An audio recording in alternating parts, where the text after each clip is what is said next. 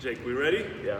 If this answer, I'm gonna introduce you to my fans. if this question's too hard, I'll ask a few questions. Some of the questions might be, well, some of the questions might have a bad answer because there's so much context. Listen, I already started the camera. This is really laid back video, so whatever we have from it, we can cut some parts, and I mean, it's mainly for. I'm not about cutting, I'm about bulking. Okay, what is it for? Who's it for? I like your gap in between your. It's for Polish This? athletes. It's for international athletes to learn from the strength coach how to basically prepare to come to States and be ready. Okay, guys. Go ahead. Face the camera. Face Hold- the camera. hold up. It's I professional. gotta tie my shoes, bitch. That's professional. Okay, guys. All right, guys. I'm here with Jake Tura, originally from Finland, born and raised in Wisconsin. I'm not from Finland. He's Finnish. He's Finnish. So he's a Division I strength coach. Jake, my first question is, what do you usually, when athletes come, especially new athletes, freshmen, what they usually lacking? What is there something they're missing in terms of their, I don't know, body composition, their strength, their technique? What usually are high school athletes coming to compete in college sports missing? Well, first, I talk to them. You're gonna cut this thing all up, right? Yeah. Do you cut it all up or not? We'll see. Okay, so this is volleyball, right? Yeah. Volleyball, Yeah. mainly? No, not just volleyball. Any No, sport. Any sport. Any sport. Don't focus. Yeah. So typically, I mean, mainly my job. I gotta talk about my job first. Yeah. I can't specifically help the athlete perform better in the sport because we're in the weight room and it's a very general environment, the weight room. So how I look at my training is I hope athletes can stay healthy for 4 years of college. So if athletes come in and they have like no ability to do anything general that a human being should be able to do, like if they play volleyball, they're only good at volleyball, those athletes are more likely to get injured. So doing things that a human being can do or being a better human being would be like having balance, being able to squat to a decent depth, being able to hinge at your hips and use your glutes and hamstrings, single leg strength like split squats, like pushes and pulls. So like very basic movement patterns that people nowadays can not have because they over specialize in sport. So if you're like a young kid and you're just playing the same exact sport for your entire life, that is probably not good for your body because of overuse injuries and general coordination and basically just being a human being. So you should be able to swing on monkey bars and play tag and do all of these fun things. And I think those are things that keep you healthy. So ultimately, if you want to be the best athlete you can be, you need to stay healthy. And if you come to a college or whatever level and you have a strength and conditioning coach, they usually train you in these very general movement patterns. Right. So if you can have a base of that going in, or in reality, just play a bunch of sports when you're a kid, so you get better at being a human being. Right. So me at least, before coming to States and play in college volleyball, I always would hear America is all about the strength, all about the weight room. You're gonna work hard, you're gonna gain muscle, and we don't pay as much attention to it in Europe. Do you think those skinny kids that never had to, any experience with the weight room before, they just play the sport, they can still come in and obviously, can you teach them technique? Can they learn the technique? Can they gain some muscle? Have you had athletes, skinny athletes that never had to, deal with any type of workout? Strength? Yeah. And that's, it's very easy. I mean, the weight room stuff is very easy to learn for anyone. You just really need, a lot of times you need a coach because personally I just did training myself and I didn't know what I was doing for 3 years and I made my own mistakes. But if you have a coach, they can teach you that. But I think in Europe, a lot of what I've heard from my friends overseas is that there's not a lot of strength conditioning.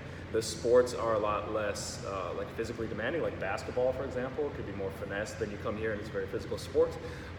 So it could depend on the athlete because you could succeed at your sport by playing like non-physical play. I know a lot of basketball players who are not physically gifted athletes or are very fast or very explosive, yet they can succeed. I think because they're so good at the tactics and technique of the sport. And then you can add in the physical stuff, sure, get stronger, sure, get bigger, jump higher, be more explosive. But in reality, take your style of play, whether that is a physical style, a very tactical style, hopefully both, and try to stay healthy. And that's what the weight room is here for, is for the health aspect. Health aspect, right? It's not just building the muscle and looking big, right? Yeah. Well, that can help. That can help the confidence, right? Some athletes want to look that way, so that can be another benefit, right? Yeah. Athletes go out on weekends too, right? So you got to look big. Okay. So my next question actually was gonna be, you said it's not just about heavyweights. I mean, I noticed how I became slower just by all I did. The weight room is come in, put some weight on, and just push, you know. How would you compare those workouts, the slow movements, squatting slow, to actually some explosive workouts where you don't necessarily put a heavy weight on? It's more, I don't know, jumping on the boxes or ISO. What are the benefits of both, and how would you compare those? Because I still see a lot of athletes, they think they're gonna get stronger, gonna jump higher, but it's not just about squatting heavy, right, or benching heavy, especially those like jumpy sport like basketball, volleyball. Yeah. What do you think? Yeah, so you have to look at your playing load. Like if you are playing hours of basketball or volleyball, soccer, if you're playing hours of this sport every single week, it is very explosive and fast, like movements. Like, do you need to come and do more? This is the injury thing. If you come and do more, you might be more prone to get injured. So that's where the slow motions can come in. And actually, everyone has a different experience. Your experience was you lifted heavy and you felt slower. There are a lot of athletes that I've trained who never lifted. They lift super heavy and they get faster. They get more explosive.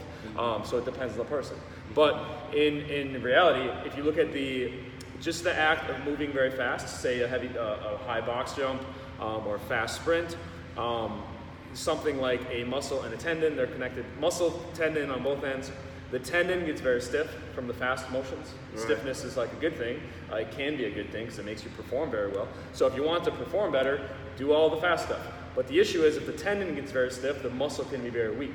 So a stiff tendon is they're pulling on a weak muscle and the muscle can tear. You can have muscle tears. So how do you strengthen the muscle? You come in the weight room and you do slow motions. Like lifting heavy is very slow and it makes your muscle stronger. And then it kind of decreases the stiffness of the tendon. So heavy training can, depending on your level, can decrease your fast performance, but it keeps you healthier. You know? So if you come in and you get stronger and you do the slow motions, it's like I'm saying about the human being aspect, like you want to be a better general human being with movements. If all you do is move fast, why don't you come and move slow sometimes? Why don't you come and do some ISO holds? Like kind of balance it out, because you're meant to do all that stuff. Like I don't think a human being is meant to only play volleyball and that's the only motion they do. I think we're also meant to, like walk for miles every day and walk on hills and crawl and do all this, like just general movements.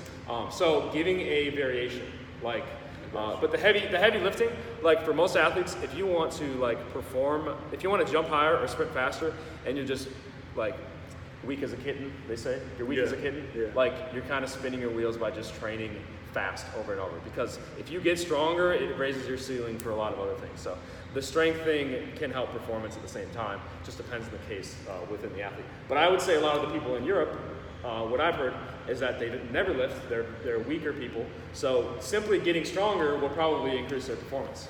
Okay, perfect. You probably get those thousands of questions, especially young athletes. I'm talking about volleyball, basketball, they all want to jump higher. What's your top 3 recommendations for athletes that want to jump higher? You know, obviously in volleyball, a huge thing. The higher you jump, usually the easier it is to play volleyball. So just for those athletes out there in Europe or in the States, whatever that video goes, 3 things, you would recommend for athletes to increase their vertical. The first is practice jumping in the way that you do it in sport and do it at 100%. Like that's the best way to get better at jumping, is to jump in the way that you play your sport. But if you're jumping at like 60% intensity, you're not going to jump any higher. You have to jump 100%, and take enough rest. So you first of all, like let's say dunking a basketball, you have to practice dunking a basketball. That's the first thing that has to be set, like before anything else. So the specific skill, it has to be very specific. And most people, if you just say that to them, they can jump out of the gym. Like with time, they just continue getting better and better and better, and they keep jumping higher and higher. That is some people. Some people do that and they get injured. Some people do that and they get jumpers knee, their knee starts hurt. Volleyball thing, basketball thing, jumpers knee. So the thing with that is, in the last year, I've suffered through it off and on, is talking about the slow motions. Like if you do a ton of jumping, which you should be doing in the most specific manner, that is very good. But if you start to get jumpers in, or you start to get injured or something, you have to add in something else. And usually that is the slow weight room motions or just the isometric holds. Like I don't know if you could see on your thing, like isometric split squats or isometric, even wall sits, doing these things like for 5 minutes, 5-minute holds, accumulating 5 minutes, like multiple times a day to get rid of the jumper's knee so that you can go and perform the explosive activity over and over. So like you need to practice the skill and then do the slow type motions. And then those are the only two I would say. Okay. But the third I would actually say, if you could find a strength and conditioning coach to teach you how to lift weights, I think that would be huge.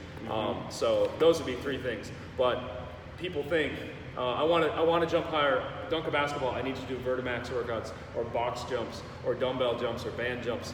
The only thing you need to jump higher is is practicing the dunking, practicing the specific skill, and then add in all this other stuff with time. But that skill, there are so many elements. Let's say dunking a basketball. Let's just say dunking a basketball. There are so many elements to dunking a basketball you cannot simulate in the weight room. I saw you breaking down the video of dunking the ball, man. I would never even think that you can think about some triangles or their feet. You know, I thought it was just jumping. So, back in the days, old days in Poland and Russia, people would just wrap stones around their feet and just run up the mountain. They thought they could jump higher, so you don't recommend any extra weight on your feet or legs and then jumping with the extra weight.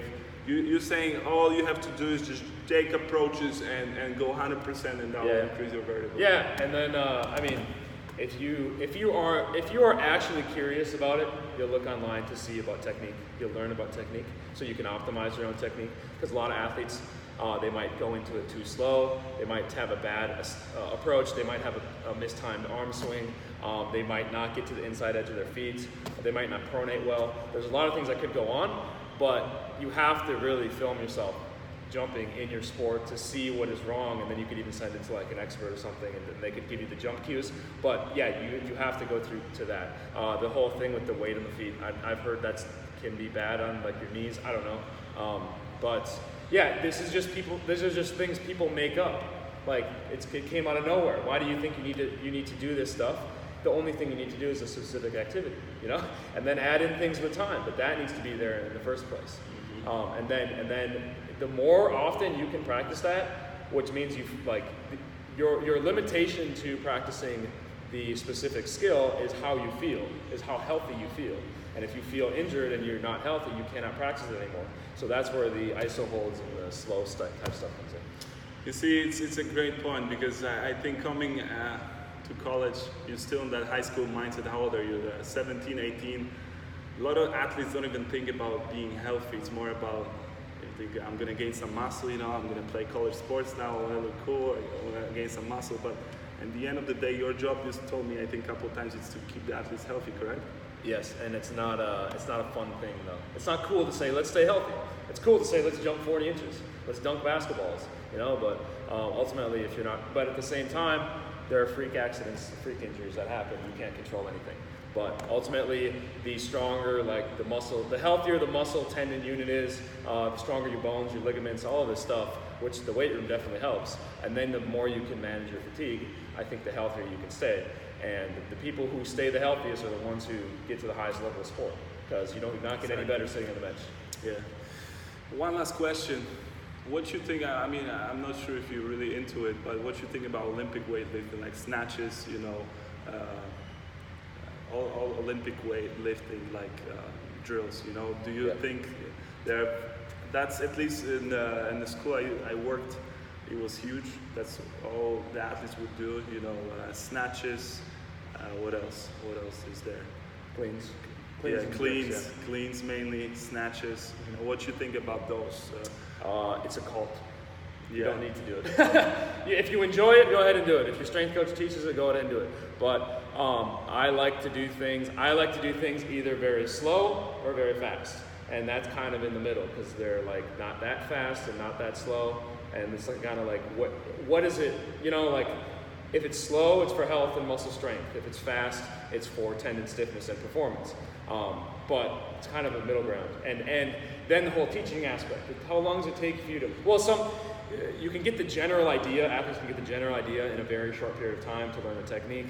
But to really get good at it, it can take a very long time. And if you're investing a lot of time and energy into something that doesn't matter one bit for your sport, why are you doing it? Why do you have to do a clean and a snatch? You could just do a heavy squat and a box jump, you know, and that might be better. But at the same time, if athletes love cleans and snatches, go ahead and do it.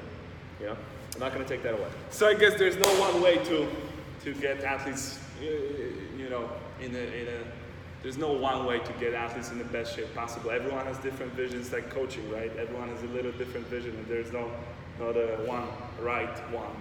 What do you think? No, there's no one right. There's no one right way, but there are definitely wrong ways. Okay, I like that. I like that. So there's wrong ways. Yeah, Jake, I think I'm running out of questions. It's been 15 minutes, man. Yeah. Enjoy. Follow Jake. He puts on some great videos. I'm definitely gonna tag him. This guy is a beast in the gym. So follow Jake. If you have any questions, let him know. You gotta definitely speak English now. Take care. Join the Meathead Dunk Contest. Yes.